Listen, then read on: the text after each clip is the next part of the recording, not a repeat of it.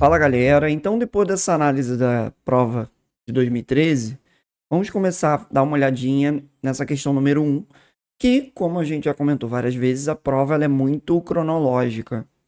E você vê aqui nessa questão, por exemplo, que está se abordando o quê? O tema do absolutismo. Você está falando de reis absolutistas, só pela imagem, Filipe II, Luís XIV, reis de centralização do poder, reis marcados por domínios militares, conquistas militares e por um controle muito rígido em suas sociedades.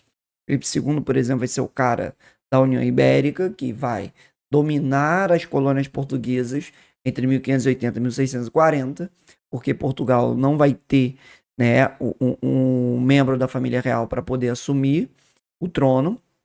Então você tem um Filipe II, ele vai ter essa fala do sol nunca se punha, que tem até na questão. E o Luís XIV, ele é o auge da monarquia francesa, o auge da sociedade de corte na Europa, tanto é que já teve questão da UERJ, em que ele é colocado como exemplo a ser seguido, o Palácio de Versalhes, e você tem o Luís XIV que vai adotar aquela palavra de o rei sol, né? Eu sou o Estado, État c'est moi, o Estado sou eu. Então, dessa ideia de centralização forte, você tem um absolutismo que ele rompe com aquela herança de poder, de certa forma, dividido com a igreja, onde a igreja católica legitimava a figura dos reis, e agora os reis passam por cima. Se tiver que mudar a religião, muda, como aconteceu com Henrique VIII. Se tiver que adotar o calvinismo, adota para ser monarca, como fez Henrique IV, que autorizar o culto calvinista. Então, cada rei vai ter um tipo de pensamento, de atuação de acordo com seus desejos e com suas crenças. Isso mostra o que é um absolutismo. A gente também tem as práticas mercantilistas, com Filipe II eu vou ter uma América Espanhola de metais preciosos, e com Luís XIV eu vou ter uma França colbertista, né? Uma França vendendo produtos de luxo. É o ministro das Finanças, o Colbert, que vai ter essa característica das grandes navegações francesas, né? Das colonizações francesas durante o século XVII, XVIII, essa virada Luís XIV, né?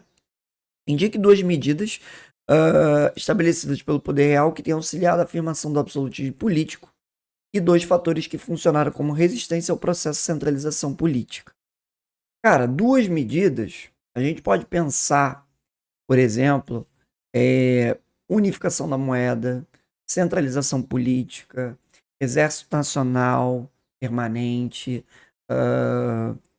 unificação de leis, perspectiva religiosa a partir do monarca. Então, se é um monarca protestante como Henrique VIII, vai adotar o protestantismo no reino, né? Ele adotou o anglicanismo, ele cria a igreja anglicana. Se é um monarca católico como Filipe II, adota o catolicismo. Então você tem algumas dessas medidas significativas e importantes aí quando você trata desse cenário. Beleza? Daria para pensar isso, daria para fazer esse tipo de brincadeira, tá?